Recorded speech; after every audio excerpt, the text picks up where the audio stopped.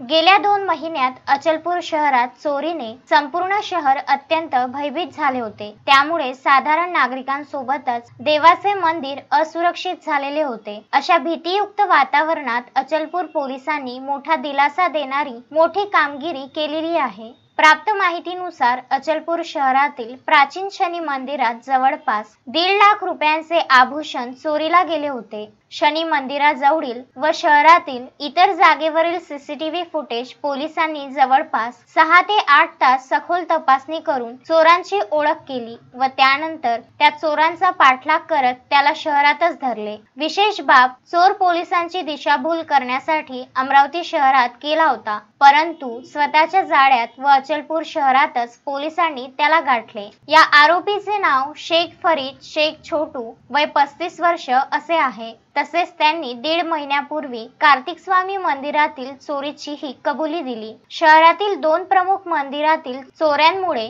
Achalpur police यंत्रणेवर फार मोठा दबाव आला होता। त्यासाठी अचलपूर पोलीस स्टेशन मधील ठाणेदार सुरेंद्र बेलखेडे यांच्या नेतृत्वाखाली पिंटू बावनेर, नितीन कलमटे, श्रीकांत वाघ, प्यारेलाल जामनकर यांनी तपास कार्य सुरू केले व शेवटी त्यामध्ये त्यांना यश मिळाले। सदर चोराला न्यायालयात दाखल केल्यानंतर त्याचा PCR घेण्याचे आदेश प्राप्त झाले आहे।